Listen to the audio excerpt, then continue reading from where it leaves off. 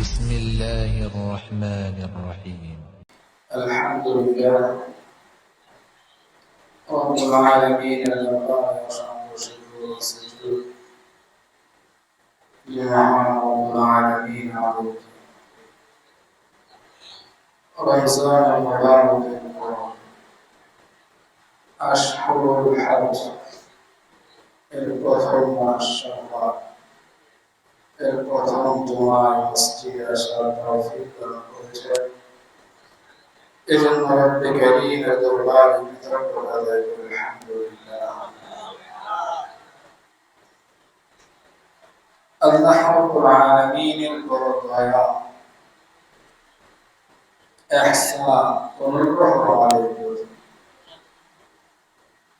الله رب العالمين আমাদের রসনায় আমাদের জিহ্বায় যেমন স্বাদের ভিন্নতা দিয়েছেন একই খাবার যত ভালো হোক উন্নত হোক একই খাবারে মানুষ সন্তুষ্ট নয় একই খাবার প্রতিনিয়ত গ্রহণ করা যায় খাবারের ভিন্নতার প্রয়োজন হয় সামর্থ্যবানদের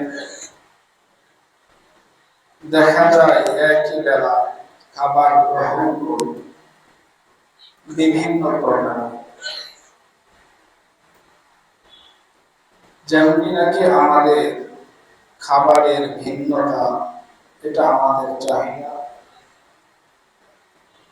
খাবারের ভিন্নতায় যেমন খাবারের স্বাদ না কৌতুক থাকে খাবারের প্রতি আগ্রহ থাকে আকর্ষণ থাকে ঠিক তেমনি ভাবে আল্লাহ রাব্বুল আলামিন ইবাদতের ভিন্নতা দিয়েছেন খাবার তো আমাদের দৈহিক সুস্থতার জন্য দৈহিক শক্তি সামর্থ্যের জন্য প্রয়োজন ঠিক তেমনি ভাবে রূহের যে খাবার খাদ্য রূহের খাদ্যের ভিন্নতার প্রয়োজন এজন্য আল্লাহ রাব্বুল আলামিন রূহের খাদ্য হিসেবে যে ইবাদত আমাদের উপর অবধারিত করেছেন আবশ্যক করেছেন একই ধরনের ইবাদতকে আবশ্যক করে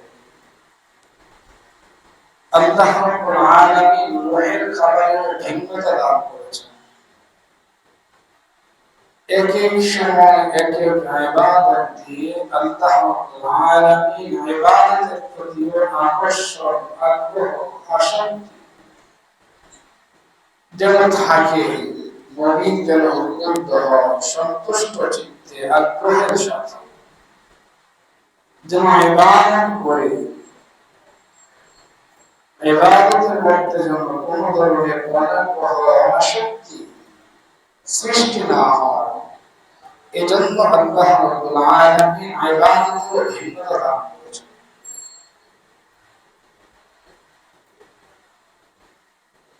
রমজান মুবারক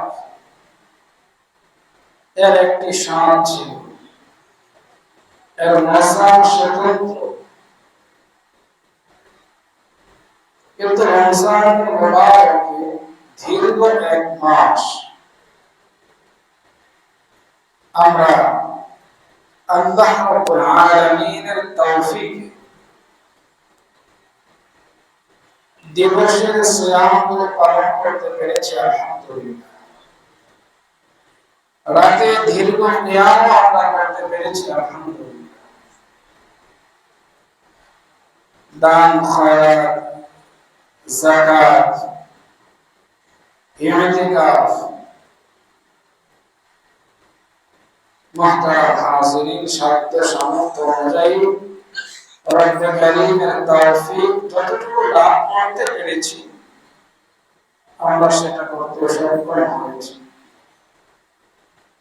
এটা আল্লাহ রাব্বুল আলামিনের ইহসান রব্বুল আলামিনের দয়া আমাদের প্রতি হয়েছে বিধায় আমরা করতে পেরেছি অন্যথায় আমাদের মতো সুস্থ সবল অনেক আছে আল্লাহ তাআলা হেফাজত করেন যারা রমজান মুবারকের দিবসে সিয়াম পালন করতে পারে আরেক শ্রেণী আছে যারা দুনিয়ার মোহে অন্ধ হয়ে রমজানের মুবারক দিবসে দিনের বেলা যারা সিয়াম পালন করেনি তাদেরকে সহযোগিতা করেছে, নাফরমানের কাছে সহযোগিতা করেছে। যে পানাহার বর্জন করা ছিল মালিকের পক্ষ থেকে আদেশ, সেই পানাহারের ব্যবস্থা তারা এই জাগতিক মোহে অন্ধ হয়ে তার ব্যবস্থা তারা করেছে পর্দায় টেনে। মুহতারাম হাজিরিন, সিয়াম পালন না করাটা যেমন অপরাধ, যত বড় অন্যায়, তাদেরকে সহযোগিতা করা, পানাহারের ব্যবস্থা করে দেওয়া পর্দা দিয়ে, এটা তার চেয়ে আরো বড় গুরুতর অপরাধ। অথচ রমজানুল মুবারক আল্লাহ রাব্বুল আলামিন আমাদেরকে দিয়েছেন, দান করেছেন এজন্য যাতে করে দুনিয়াতে থেকে আমরা আল্লাহ রাব্বুল আলামিনের সাথে আমাদের সম্পর্কটাকে দৃঢ় করি, গভীর থেকে গভীর, নিবিড় থেকে নিবিড় করে নিতে পারি। রবের সন্তুষ্টি, রবের নৈকট্য অর্জন করতে যেন আমরা সক্ষম। এই জন্যই রমজান মুবারক আমাদেরকে দান করা হয়েছে। জলযানগুলো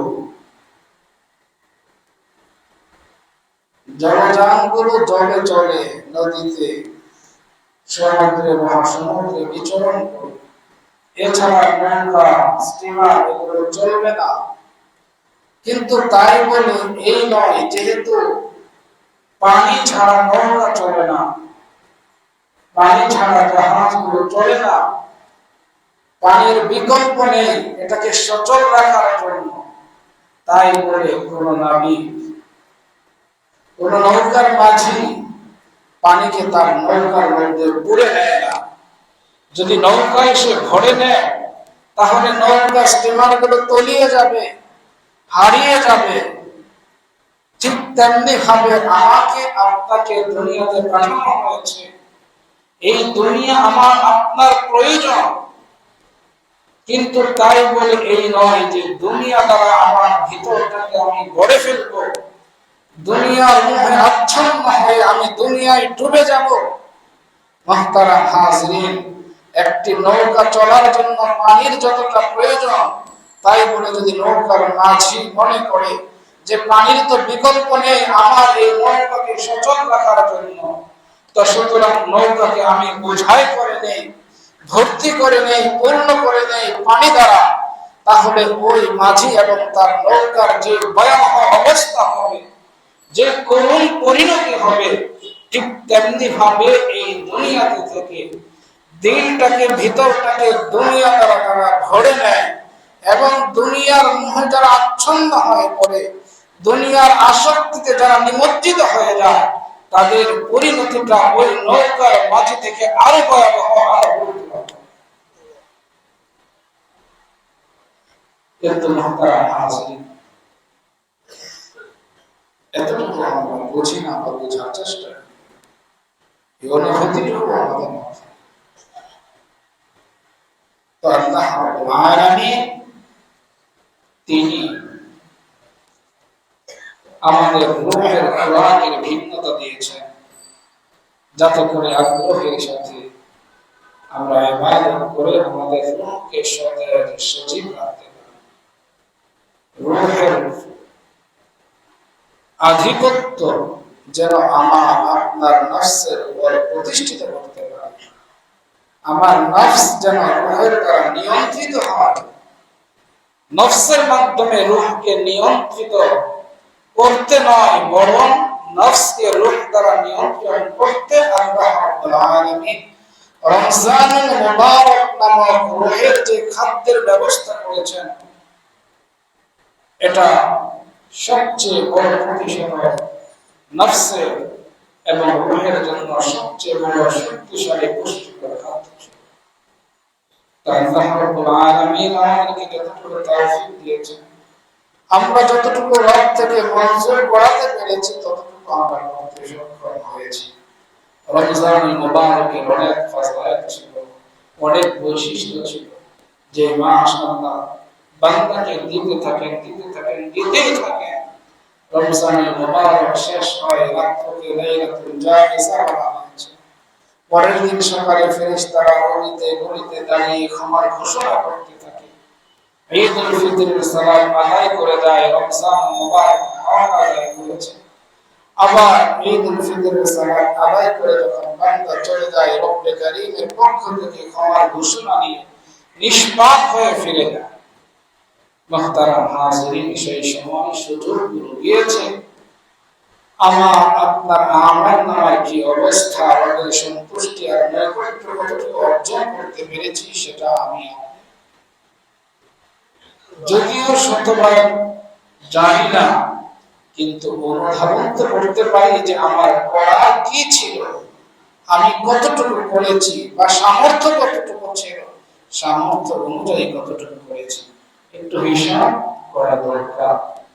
এই হিসাব যদি করি, রমজানুল মুবারক বিদায় নিয়েছে, তারপরেও হিসাব করলে লাভ আছে। যতটা ক্ষতি আমার হয়ে গেল, নোকসান হয়ে গেল, ত্রুটি আমার হয়ে গেল, সেটা পুষিয়ে নেওয়ার সুযোগ আছে। এবং আল্লাহ রাব্বুল আলামিন ওই সুযোগটাকে ধারাবাহিকভাবে বজায় রেখেছেন, অবিচ্ছিন্নভাবে রেখেছেন। আল্লাহ রাব্বুল আলামিন কতটা ইহসান আর দয়া আমাদের প্রতি করেছেন যে রমজানুল মুবারক বিদায় নিয়েছে, সাথে সাথে রমজানুল মুবারক বিদায়ের সাথে সাথে যে মাসের সূচনা হয়েছে, এই মাসকে বলা হয় আশহুরুল হজ।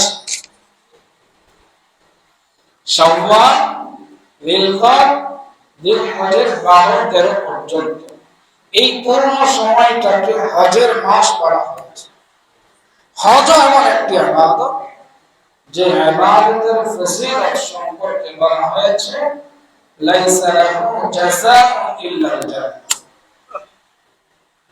রমজানুল মুবারকের প্রথম দশক রহমত, দ্বিতীয় দশক মাগফিরাত, তৃতীয় দশক নাজাত, রহমত দ্বারা বান্দা ধন্য হবে, মাগফিরাত দ্বারা বান্দা ক্ষমার যোগ্য হয়। জাহান্নাম থেকে যখন নিষ্কৃতি পেয়ে যায়, তখন মালিকের পক্ষ থেকে বান্দার জন্য অফার যে আসো এখন জান্নাতের দিকে, জান্নাতে যেতে তোমার আর কোনো বাধা, কোনো প্রতিবন্ধকতা নেই। এজন্য এমন এক মাসের সূচনা নাজাতের পরই শুরু হয়েছে যে লাইসা লাহু জাযাউন ইল্লাল জান্নাহ। জান্নাত ছাড়া এই আমালের কোনো বিকল্প নেই, কোনো প্রতিদান হতে পারে না, একমাত্র জান্নাতই হবে এই আমালের প্রতিদান। তাহলে আল্লাহ রাব্বুল আলামিনের রহমতের ধারা এখনো বন্ধ হয়নি, মাগফিরাতের ধারা বন্ধ হয়ে যায়নি। রমজান বিদায় নিয়েছে, কিন্তু রবের পক্ষ থেকে আরেক অফার চলে এসেছে, আরেক সুযোগ চলে এসেছে। ইবাদতের যে বসন্তের সূচনা হয়েছে, সেটা মুহতারাম হাজিরিন রমজানের সাথে সাথে শেষ হয়ে যায়নি। বান্দা নিরাশ হওয়ার কোনো সুযোগ নেই, হতাশ হওয়ার কোনো সুযোগ নেই। লা তাকনাতু মির রাহমাতিল্লাহ, ইন্নাল্লাহা ইয়াগফিরুদ যুনুবা জামিআ। ও বান্দা, রমজানুল মুবারক আমি তোমাকে দিয়েছিলাম তোমাকে সমৃদ্ধি দেওয়ার উদ্দেশ্যে, কিন্তু তুমি কদর করতে পারোনি, মূল্যায়ন করতে পারোনি, গাফলতে ছিলে। অনেকটাই তোমার ছবি অপূর্ণ রয়ে গেল। তো সুতরাং তুমি নিরাশ হয়ো না, হতাশ হয়ো না, তুমি তোমার সামর্থ্য অনুযায়ী চেষ্টা করো। রমজান বিদায় নিয়েছে, তাতে কি, আমি মালিক তো আছি তোমার জন্য আরেক রহমতের নতুন ধারা সূচনা করে দিলাম। আল হজ্জ আশহুরুম মা'লুমা, ফামান ফারাদা ফীহিন্নাল হজ্জ ফালা রাফাথা ওয়ালা ফুসুকা ওয়ালা জিদালা ফিল হজ্জ। وما تفعلوا من خير يعلمه الله وتزودوا فإن خير الزاد التقوى محترم حاضرين তো আল্লাহ রাব্বুল আলামিন রমজান মুবারকের পর বান্দাকে আরেক নতুন ইবাদতে নতুন রহমতের মাগফিরাতের নাজাতের নতুন ধারার সূচনা করে দিয়েছেন। তো সুতরাং বান্দার ত্রুটি বিচ্যুতি করি রমজান মুবারকের যে গাফলত উদাসীনতা অবহেলা যেটা হয়ে গেছে সেটাকে যেন বান্দা পুষিয়ে নিতে পারে। এজন্য আল্লাহ রাব্বুল আলামিন ইসলাম ঈমানের পর মূল যে চারটি বিষয় আরকান আরবা এর মধ্যে হজ হলো অন্যতম। ঈমানের পর সালাত সিয়াম যাকাত এবং হজ এই চারটি হলো ইসলামের মূল। এর মধ্যে হজ অন্যতম একটি। মুহতারাম হাজিরিন, হযরত ইব্রাহিম আলাইহিস সালাতু ওয়াস সালাম তার সন্তান হযরত ইসমাঈল আলাইহিস সালামকে নিয়ে মক্কায় তিনি কাবাতুল্লাহ নির্মাণ করেছেন। এই কাবাতুল্লাহ হলো তাওহীদ এবং একত্ববাদের প্রতীক। এই কাবাতুল্লাহ হলো মুসলিম উম্মার কিবলা। কিবলা মানে যেদিকে অভিমুখী হয়ে সালাত আদায় করা। মসজিদে হারামে মুহতারাম হাজিরিন যখন সালাত আদায় করা হয় গোলাকার বৃত্ত আকারে, তো সেই দৃশ্যটা বড়ই অপূর্ব, বড়ই মনোমুগ্ধকর, বড়ই সুন্দর। তো এই যে একটি অবস্থা, মানুষ ইবাদত করে কাবাতুল্লাহকে কেন্দ্র করে কাবা অভিমুখী হয়ে, যখন এই কাবাতুল্লাহ নির্মাণ হয়ে গেল আল্লাহ রাব্বুল আলামিনের নির্দেশে সাইয়্যিদুনা হযরত ইব্রাহিম আলাইহিস সালাম তিনি এলান করলেন, তিনি ঘোষণা দিলেন, আযান দিলেন, সালাতের নয় এই বাইতুল্লাহ হজের আযান তিনি দিলেন। এবং এই হজের সূচনা হযরত ইব্রাহিম আলাইহিস সালাম থেকে শুরু হয়েছে। তিনি ঘোষণা দিলেন, رب كريم নির্দেশ দিলেন আযিন ফিন নাস বিল হজ ইয়াতুকা রিজালা ওয়া আলা কুল্লি দাবিরি ইয়াতিনা মিন কুল্লি ফাজ্জিন আমিক। যে ইব্রাহিম তুমি হজের আযান দিয়ে দাও, আযিন ফিন নাস মানুষের মধ্যে তুমি হজের আযান দিয়ে দাও। হযরত ইব্রাহিম বলেন যে মালিক আমি তো আযান দিব, এখানে কে শুনবে আমার? রব্বে কারীমের নির্দেশ হলো আযান দাও, মানুষের হৃদয়ে মানুষের কানে পৌঁছানোর দায়িত্ব তোমার। তুমি আযান দিয়ে দাও, দেখো মানুষ আসবে এই বাইতুল্লাহ অভিমুখে। বাইতুল্লাহ মানে মানুষ আসবে আলা কুল্লি দামিরিন ইয়াতি মিন কুল্লি ফাজ্জিন আমিক। জীর্ণ শীর্ণ উঠে চড়ে অনেক দূর থেকে মানুষ আসবে এই বাইতুল্লাহ হজ তারা আদায় করবে। মুহতারাম হাজিরিন, আমাদের বোঝার বিষয় আল্লাহ রাব্বুল আলামিন হযরত ইব্রাহিম আলাইহিস সালাম মাধ্যমে হজের ঘোষণা দিয়ে দিলেন। দূর থেকে মানুষ আসবে, বাহনগুলো দীর্ঘ পথ অতিক্রম করার কারণে রোগাক্রান্ত হয়ে যাবে, দুর্বল হয়ে যাবে। সে বিষয়টা আল্লাহ রাব্বুল আলামিন উল্লেখ করেছেন কোরআনে কারীমে। তো আল্লাহ রাব্বুল আলামিন তিনি যে হজের ঘোষণা হযরত ইব্রাহিমের মাধ্যমে দিয়েছেন, স্বাভাবিকভাবে দাবি তো ছিল এই যে সকলের উপরেই হজ ফরজ হবে। সকলেই যেহেতু আল্লাহর বান্দা, সকলেই আল্লাহ রাব্বুল আলামিনের নিয়ামত দ্বারা ধন্য। মুহতারাম হাজিরিন, কিন্তু আল্লাহ রাব্বুল আলামিনের অপার কুদরত আর দয়া, বান্দার প্রতি ভালোবাসার নিদর্শন আল্লাহ রাব্বুল আলামিন সকলের উপর বাইতুল্লাহর হজকে ফরজ করেন, বরং সামর্থ্যবান যারা তাদের উপরে ফরজ করেছেন, যারা দুর্বল, অসচ্ছ, যাদের বাইতুল্লাহ পর্যন্ত পৌঁছার সামর্থ্য নেই, তাদের উপর হজ বাইতুল্লাহর উপস্থিতিটা আবশ্যক করেননি, শুধুমাত্র তাদের দিনের একাত্মতাকে যথেষ্ট হিসাবে রব্বুল কারীম গণ্য করেছেন এবং নির্দেশ দিয়েছেন ওয়ালিল্লাহি আলান নাস, ওয়ালিল্লাহি আলান নাস, মানুষের জন্য এটা অবধারিত আবশ্যক যে তারা আল্লাহর জন্য হিজ্জুল বাইত, যে বাইতুল্লাহ ইব্রাহিম নির্মাণ করেছেন, সেই বাইতুল্লাহ হজ করা আল্লাহর সন্তুষ্টির জন্য। মান ইসতাতা ইলাইহি সাবিলা, যারা এই বাইতুল্লাহ পর্যন্ত পৌঁছার সামর্থ্য রাখে তাদের জন্য এটা ফরজ, তারা আল্লাহর সন্তুষ্টির জন্য বাইতুল্লাহর হজ পালন করে। ওমান কাফার ফাইন্নাল্লাহা গনিয়্যুন আনিল আলামিন, সামর্থ্য থাকা সত্ত্বেও যারা সময়, সুযোগ এর অজুহাত দিয়ে, ব্যবসা বাণিজ্য, চাকরি নকরি, এক কথায় যে কোনো বিষয়ের অজুহাত দিয়ে বাইতুল্লাহ হজ আদায় করবে না, বাইতুল্লাহর হজ পালন করবে না, রব্বে কারীম বলেন ওয়ামান কাফারা ফাইন্নাল্লাহা গনিয়্যুন আনিল আলামিন, আল্লাহ তাআলা তো ওই সত্তা যিনি গোটা জগৎ থেকে, জগৎবাসী থেকে যিনি অমুখাপেক্ষী।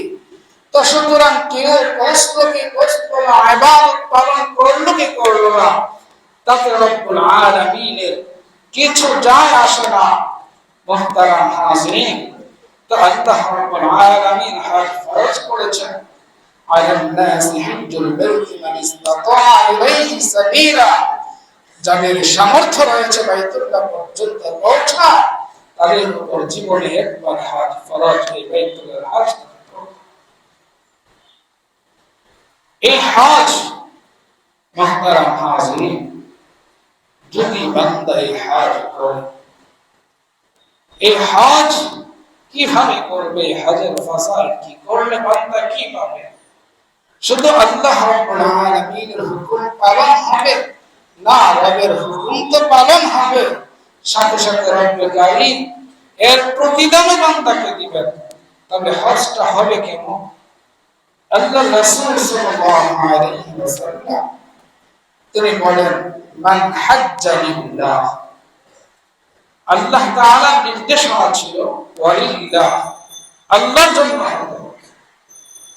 ওয়ালিল্লাহি আলান নাস, মানুষের জন্য আবশ্যক হলো আল্লাহর জন্য বাইতুল্লাহর হজ করবে যারা বসতে সক্ষম, সামর্থ্য রাখে।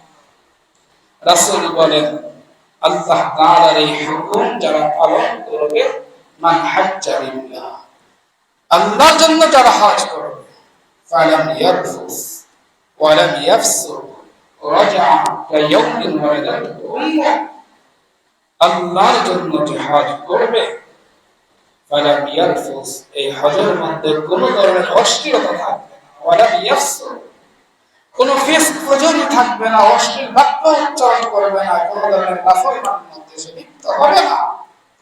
তিনটা বিষয় হজ আল্লাহর জন্য হতে হবে, এর মধ্যে কোনো অশ্লীল কর্মকাণ্ড এবং অশ্লীল কোনো বাক্য উচ্চারণ হবে না। রাজা কায়াউমিন ওয়ালাদাতহু উম্মুহ, তাহলে এই হজের মাধ্যমে ওই হাজি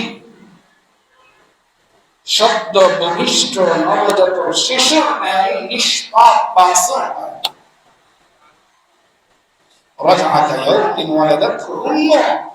যেদিন তার মা তাকে প্রসব করেছে, যেদিন সে ভূমিষ্ঠ হয়েছে, সেই দিন সে যেমন ছিল, তার আমল নামাটা যেমন শুচি শুভ্র ছিল, যেমন পুত পবিত্র ছিল, ঠিক এমন এক শুচি শুভ্র আমল নামা নিয়ে, পুত পবিত্র আমল নামা নিয়ে সে হজ থেকে ফিরে আসবে।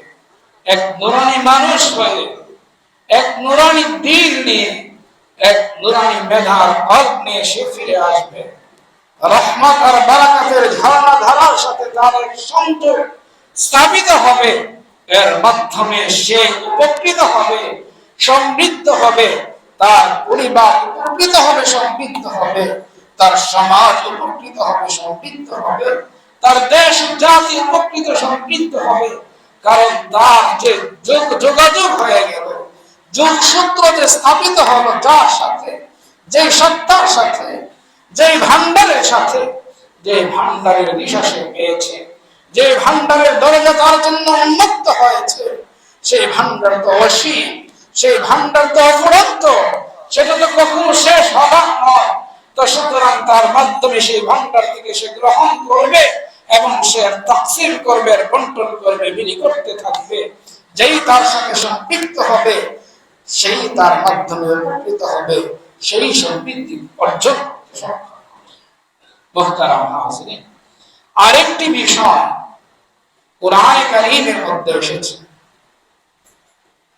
এই তিনটির সাথে আরেকটি বিষয় কোরআনে কারীমে উল্লেখ করা হয়েছে। আল হজ্জ আশহুরুম মা'লুমাত ফামান ফারাদা ফীহিন্নাল হজ্জ ফালা রাফাথা ওয়ালা ফুসুকা ওয়ালা জিদালা ফিল হজ্জ। কোরআনে কারীমের মধ্যে আরেকটি বিষয় উল্লেখ করা হয়েছে, লা জিদালা ফিল হজ্জ। হজের মধ্যে কোন ধরনের ঝগড়া বিবাদ, কোন ধরনের তর্ক বিতর্ক, কাটাকাটি, মারামারি, হানাহানি বা বিতণ্ডা এর কোন সুযোগ নেই, কোন অবকাশ। যদি এই হয়, এইভাবে যদি বান্দা হজ এই শর্তগুলো পালন করে তারপর যদি সে হজ করে, যদি কোন ধরনের তর্ক বিতর্ক, ঝগড়া বিবাদ সে না করে, আল্লাহর জন্য করে, অশ্লীলতা, কোন ধরনের নাফরমানি সে না করে হজ করে, তখন আল্লাহ তাআলার পক্ষ থেকে তার জন্য পুরস্কার হলো রাসূল করিম সাল্লাল্লাহু আলাইহি ওয়াসাল্লাম উম্মতকে সুসংবাদ দিয়েছেন যে আল হজ্জুল মাবরুর, যখন হজ হয়ে যাবে আল্লাহ রাব্বুল আলামিনের মানসা অনুযায়ী, হজ হয়ে যাবে আল্লাহ রাব্বুল আলামিনের ইচ্ছা অনুযায়ী, হজ হয়ে যাবে একমাত্র শুধুই মাত্র আল্লাহর জন্য, অন্য কোন উদ্দেশ্য থাকবে না। হজ যখন হয়ে যাবে রিয়া মুক্ত, হজ যখন হয়ে যাবে নাফরমানি মুক্ত, হজ যখন হয়ে যাবে ঝগড়া বিবাদ মুক্ত, তখন রাসূল বলেন আল হজ্জুল মাবরুর লাইসা লাহু জাযাউন ইল্লা আল জান্নাহ, যে হজের বিনিময় জান্নাত ছাড়া কিছুই হবে না। মুহতারাম হাজিরিন, আল্লাহর রাসূল সাল্লাল্লাহু আলাইহি ওয়াসাল্লাম এই সুসংবাদ উম্মতকে দিয়েছেন। হ্যাঁ, হজের এত ফজিলত যে হজের মাধ্যমে নবজাতক শিশুর মতো আমল নামাটা পবিত্র হয়ে যায়, শুচিশুভ্র হয়ে যায়, এক পবিত্র নুরানি জীবনের সূচনা হয়। হজের মাধ্যমে রব্বে কারীমের পক্ষ থেকে বিনিময় স্বরূপ জান্নাত সে পেয়ে যায়। কিন্তু এই হজ যদি কেউ আদায় না করে, হজ ফরজ হয়ে গেল, সামর্থ্য আছে বাইতুল্লাহ পর্যন্ত পৌঁছা, কিন্তু সময়ের সুযোগের অভাব, অজুহাত, ব্যবসা বাণিজ্যের অজুহাত দিয়ে, সন্তানের বিবাহ সাদীর অজুহাত দিয়ে হজ করল না, আল্লাহর রাসূল বলেন মান মালাকা যাদান ওয়া রাহিলাতান, যার সামর্থ্য রয়েছে, যেই ব্যক্তি সক্ষম বাইতুল্লাহ পর্যন্ত পৌঁছতে, তার যে পাথরের প্রয়োজন, খড়গ প্রয়োজন, আনুষঙ্গিক যা কিছু প্রয়োজন, এই সকল কিছুর সামর্থ্য তার আছে, তো বলে ইলা বাইতুল্লাহ, যার মাধ্যমে সে বাইতুল্লাহ পর্যন্ত পৌঁছতে পারে। ওয়ালাম ইয়াহুজ্জ, এই সামর্থ্য, এই তৌফিক লাভ করার পরেও ওয়ালাম ইয়াহুজ্জ, সে হজ করেনি। কেন করেনি? মেয়ে বিবাহের উপযুক্ত হয়ে গিয়েছে, বিবাহ না দিয়ে হজ কিভাবে? বাড়ি করার প্রয়োজন, মেয়েকে বিবাহ দিতে হলে, ছেলেকে বিবাহ করাতে হলে বাড়ির সংস্কারের প্রয়োজন রয়েছে, এটা করে হজ করা যাবে। এই জন্য যেগুলো সাধারণত আমাদের হয়, আল্লাহ রাসূল বলেন ওয়ালাম ইয়াহজ, কিন্তু সে হজ করে বিভিন্ন ধরনের খোলা যুক্তি অজুহাত সেটা রয়েছে। ফালা আলাইহি ফালা আলাইহি, তো সুতরাং তার ব্যাপারে আমার কোনো দায়িত্ব নেই, আমি তার থেকে মুক্ত হয়ে গেলাম, তার ব্যাপারে আমার কোনো জিম্মাদারি নেই। আল্লাহর রাসূল তো উম্মতের দায়িত্ব আর জিম্মাদারি নিয়ে এসেছেন, কিন্তু আল্লাহর রাসূল ওই উম্মত থেকে তার জিম্মাদারি সরিয়ে নিয়েছেন। ফালা আলাইহি আই ইয়ামুতা ইয়াহুদিয়ান আও নাসরানিয়া, সে ইহুদি হয়ে মারা যাক বা সে নাসারা হয়ে মারা যাক, ফালা আলাইহি, তার ব্যাপারে আমার কোনো পরোয়া নেই, তার ব্যাপারে আমার কোনো কষ্ট নেই, তার ব্যাপারে আমার কোনো দায়িত্ব নেই, তার দায়িত্ব থেকে আমি, সে ইহুদি হয়ে মারা যাক, সে নাসারা হয়ে মারা যাক, তাতে আমার কিছু যায় আসে না। অথচ এই নবী তো রাহমাতুল লিল আলামিন, জগৎবাসীর জন্য। এই নবী তো হাসরের ময়দানে ছোটাছুটি করবেন উম্মতের জন্য, পেরেশান হবেন, অস্থির হবেন, বেচৈন হবেন, উম্মতকে কিভাবে জাহান্নাম থেকে বাঁচানো যায়। কোন উম্মতকে? যার উপর হজ ফরজ করেনি তাকে না, তার জন্য তো সুস্পষ্ট হুঁশিয়ারি বাণী উচ্চারণ করেছেন যে না, তার জন্য আমার কোনো পেরেশানি নেই, তার জন্য আমার কোনো দুঃখ কষ্ট নেই, সে জাহান্নামে যাক, জলে পড়ে মরক, তাতে আমার কিছু যায় আসে। দেখেন এর ফজিলত, সওয়াব কত, বিনিময় কত বড়।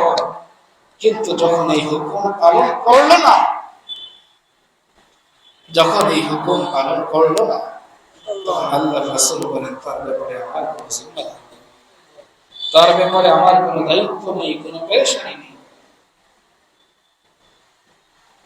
হযরত ওমর ইবনে খাত্তাব রাদিয়াল্লাহু তাআলা আনহু, তিনি আল্লাহর শপথ করে বলেছেন, সামর্থ্যবান হওয়ার পরেও হজ করে না। আল্লাহর রাসূলের এই হাদিস ইঙ্গিত করে যে ওই লোক যখন ইন্তেকাল করবে ঈমান নিয়ে যেতে পারবে না, হয়তো সে ইহুদি হয়ে যাবে অথবা নাসারা হয়ে যাবে। বিদায়। মুহতারাম হাজির, হজ তো নির্ধারিত সময়, নির্ধারিত স্থানের সাথে সম্পৃক্ত।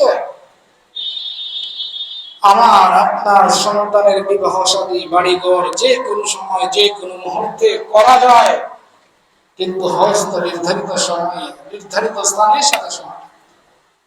হজ ফরজ হয়ে গেল, আপনি বিলম্ব করলেন, পরবর্তী আবার 1 বছর অপেক্ষা করতে হবে।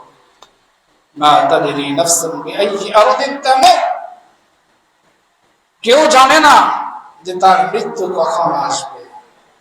ওই 1 বছরের অপেক্ষা করা, ওই নিশ্চয়তা আপনি কোথায় রাখবেন? 1 বছর আপনি থাকবেন, বেঁচে থাকবেন, সুস্থ থাকবেন, আপনার এই সচ্ছলতা থাকবে।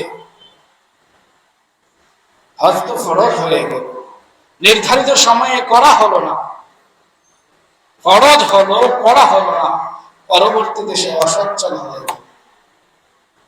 হজের ফরজিয়ত তার উপর থেকে উঠতে হবে না, বাতিল হবে না, এই হজের ফরজিয়ত থেকেই যাবে।